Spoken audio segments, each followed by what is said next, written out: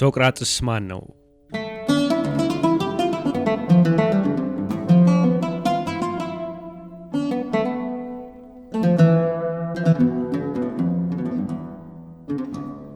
ሶቅራጥስ የተወለደው አቴንስ ግሪክ በ461 ዓመተ ምህረት እንደሆነ ይታመናል። እናቱ ፌናሬት ትባል የነበረች አዋላጅ ስትሆን አባቱ ሶፎኒክሰስ ደግሞ አናጺ ነበር። የዛኔዋ ግሪክ በተለይ ደግሞ አቴንስ የተለያዩ ሐሳቦች መንሸራሸሪያ፣ የታላላቅ ፈላስፎች መገኛ እንዲሁም የዲሞክራሲ መፍለቂያ በመሆኗ ትታወቃለች። ሶቅራጥስ ደግሞ አገሩን የሚያፈቅር አቴናዊ የነበረ ሲሆን ከከተማይቱ መውጣትንም የማይወድ ሰው ነበር። ያም ሆኖ ለአገሩ ለመዋጋት 3 ጊዜ ተሰልፏል። በጦር ሜዳም የሚያስመሰግን ጀብዱ እንደሰራ ይነገራል። ሶቅራጥስ ዛንታፔ የተባለች ሚስት የነበረችው ሲሆን 3 ልጆችንም አፍርተዋል። ዛንታፔ በጣም ነዝናዛ እንደነበረች ይነገራል። የሶቅራጥስ ወዳጆች ለምን እንደማይፈታት ሲጠይቁት ሶቅራጥስ ስለ ትዳሩ እየቀለደ እንዲህ ይላል። ምንም ቢሆን ማግባት ጥሩ ነው። ጥሩ ሚስት ካገባህ ደስተኛ ትሆናለህ፣ ካልቀና ደግሞ ፈላስፋ ትሆናለህ። ስለ ሶቅራጥስ ሕይወትም ሆነ ትምህርቶች ለመረዳት ያሉት ዋነኛ ምንጮች የ4 ፈላስፎች ጽሑፎች ሲሆኑ እነሱም አሪስቶፋነስ፣ ዜኖፎን እና ፕሌቶ እንዲሁም ደግሞ አርስቶትል ናቸው።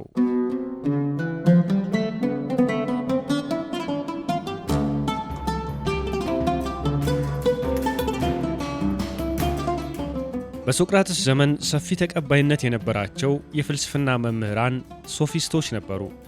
ሶፊዝም ሰው ልክ ነው ብሎ ከሚያምንበት ውጪ እውነት የለም ብሎ ያስተምራል። ሶቅራጥስ በመልካም ምግባርና በግብረ ገብነት የፖለቲካዊ ስልጣን የመያዝ ተስፋ ያላቸውን ወጣቶች የመቃኘት ምኞት ነበረው።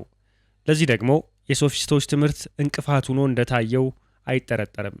እናም እውነትን መፈለግ፣ እውነትን በመፈለግ ውስጥ ደግሞ ዕውቀትን መሻት እንደሚያስፈልግ ማስተማር ጀመረ። ለሚያስተምረው ትምህርት ፈጽሞ ክፍያ የማይቀበል ሲሆን ለኑሮው ገቢ ከየት ያገኝ እንደነበር ብዙም ግልጽ አይደለም። አንድ ጊዜ ኬሬፎን የሚባል የሶቅራጥስ ወዳጅ የግሪኮች አምላክ የሆነው የአፖሎ ቤተ መቅደስ ወደሚገኝበት ደልፊ ተጉዞ ከሶቅራጥስ የበለጠ ጠቢብ ይገኝ እንደሆነ የአፖሎን ካህን ይጠይቃል። የካህኑ መልስ ከሶቅራጥስ የሚልቅ ጠቢብ አይገኝም የሚል ነበር። ይህ ለሶቅራጥስ ራሱን የሚቃረን ነገር ሆነበት። ምክንያቱም እርሱ ምንም የሚያውቀው ነገር እንደሌለ ያምናል። ሶቅራጥስ ምን ያህል ዕውቀት ቢኖረው እንዲህ እስከ መባል እንደደረሰ ሲጠየቅ የሚሰጠው መልስ ያለኝ ዕውቀት ምንም አለማወቄን ማወቄ ነው።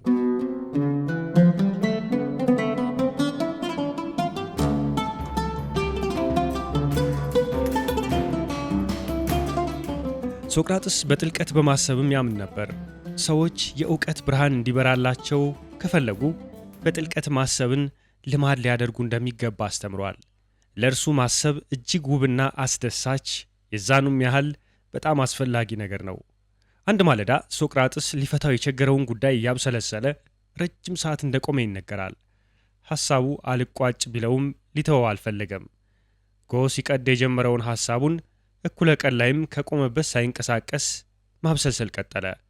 እኩለ ቀን ሲሆን ሰዎች ጉዱን ለማየት ተሰበሰቡ። ሶቅራጥስ ግን ፀሐይ ስታሽቆለቁልም ያላንዳች መረበሽ ሐሳቡን ገፋበት። አንዳንድ ሰዎች ሌሊቱን ቁሞ ይቆይ እንደው ለማየት ከየቤታቸው ምንጣፍ ይዘው ተመልሰው እዛው አንጥፈው ሲከታተሉ ታነጉ። ንጋት ላይ ሶቅራጥስ ለፀሐይቱ ምስጋናውን አድርሶ ጭንቅላቱን ነቅንቆ ምንም ሳይናገር ሄደ። በቃ ጉዳዩ ይሄው ብቻ ነበር፣ ማሰብ።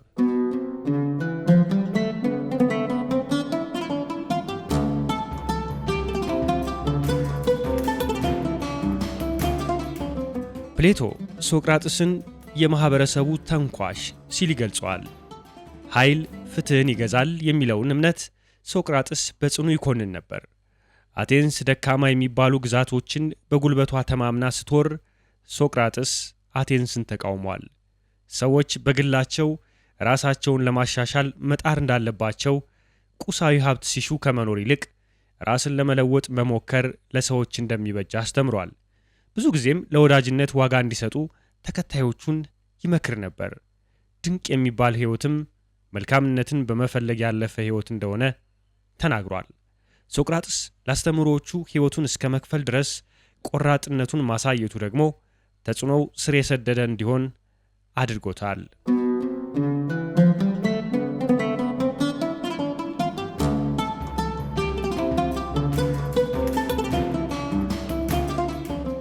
ሶቅራጥስ በተራው ሕዝብ ዘንድ እጅግ ተወዳጅ ሆኖ ነበር።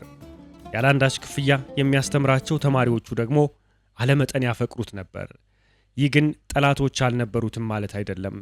ቀድሞ ነገር ያለው ሰፊ ተቀባይነት በራሱ ስማቸው ገናና የነበረ የሶፊስት ፈላስፎች በክፉ ዓይን እንዲያዩት አድርጎታል። ሶቅራጥስ በዘመኑ እንደነበሩት የፍልስፍና መምህራን ራሱን የማይኮፍስ እንደውም ምንም እንደማያውቅ የሚናገር አዲስ አተያይን ይዞ የመጣ ሰው ነው። የግሪክ ሰዎች እኔን እጅግ ጠቢብ ቢያደርጉም እኔ ደግሞ የማውቀው አለማወቄን ነው። አለማወቄን ማወቅ ብቻ ሳይሆን አውቃለሁ ብዬም አስቤ አላውቅም በማለት ስለ ራሱ ይናገር ነበር። ተከራካሪዎችን ተከታታይ ጥያቄዎች በመጠየቅ ብቻ ራሳቸውን እንዲቃረኑ በማድረግ ዘዴው ብዙ የአቴንስ የተከበሩ የሚባሉ ሰዎችን በራሳቸው ንግግር እየጠለፈ ጅል ያስመስላቸው ነበር። እንዲያውም ከተከራካሪዎቹ ሙግት ይልቅ የአድማጩ ሳቅ እንደሚያስቸግረው ይናገር ነበር። እውነትን ብቻ መፈለግና ለእውነት መቆም የሚለው እምነቱ በርካታ ፖለቲከኞች ጥርስ ውስጥ ከመግባት አላስቀረውም። ይህ እንዳለ ሆኖ ወጣቱ ትውልድ ለሶቅራጥስ ያለው ስሜትና ለእርሱ ያለው ታማኝነት ልዩ ነበር። ሰው ከእንስሳ የሚለየው በማሰቡ ነው የሚለው ሕግ ለሶቅራጥስ ቦታ የለውም። ምን ነው ሲባል ማሰብ የለየው ሰውን ከእንስሳ ሳይሆን ሰውን ከሰው ነው ይላል። ለግሪክ አማልክት ሕዝቡ የሚሰግደው ስለሚያምንባቸው ሳይሆን ማሰብ ስለማይችል ነው በማለት ይሳለቅባቸው ነበር። ሶቅራጥስ በአቋሙ ኢአማኒ አልነበረም።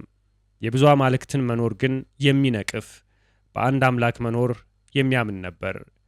የሶቅራጥስ ትንኮሳ እረፍት የነሳቸውና ከዚህ በላይ ሊቋቋሙት እንደማይችሉ የተሰማቸው የአቴንስ ኃያላን የራሳቸውን ምስክሮች በማዘጋጀት በአማልክቱ ባለማመንና ወጣቶችን በማበላሸት ክስ አቀረቡበት።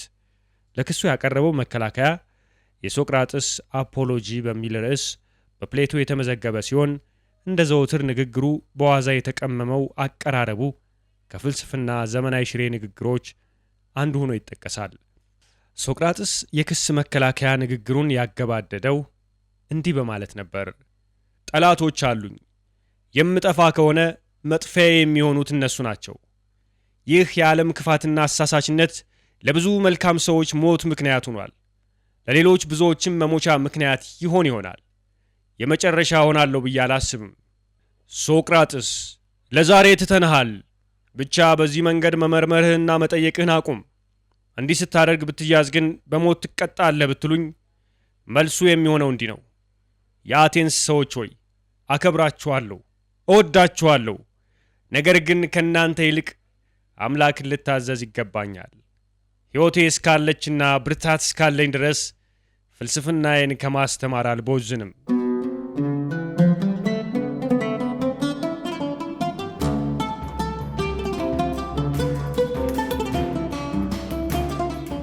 በክሱ ጥፋተኛ መሆኑ ከተወሰነበት በኋላ ምን አይነት ቅጣት እንደሚሻለው እንዲመርጥ ሲጠየቅ ሶቅራጥስ የአቴንስ በጎ አሳቢና አጋዥ በመሆኑ ደመወዝ እንዲቆረጥለትና ሕይወቱን ሁሉ በነፃ እራት እንዲቀርብለት ጠየቀ። ለፈገግታ ትዕግሥት ያልነበረው ችሎት ግን ሶቅራጥስ ሄምሎክ የተባለውን መርዝ ጠጥቶ እንዲሞት ፈረደበት።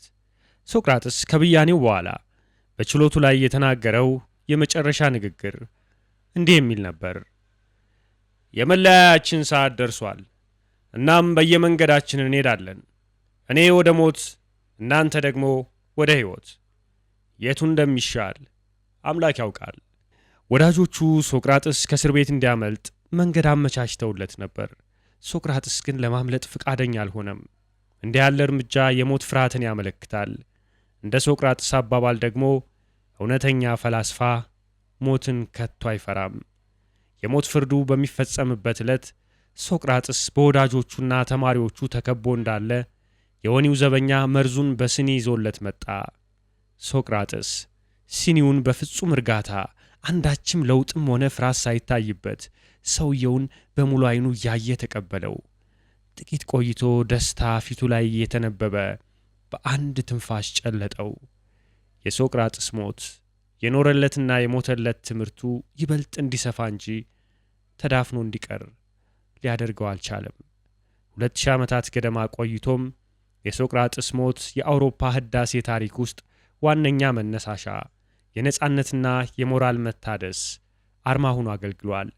በዘመናዊ ፍልስፍና ውስጥ ሶቅራጥስ ያለው ስፍራ እጅግ ከፍ ያለ ነው። እንደውም የዘመናዊ ፍልስፍናና የሞራል ፍልስፍና አባት ተብሎ ይጠራል። የሶቅራጥስ የመጠየቅ ዘዴ በሕግና ፍልስፍና ትምህርት ቤቶች ለሙግት ጥቅም ላይ ይውላል።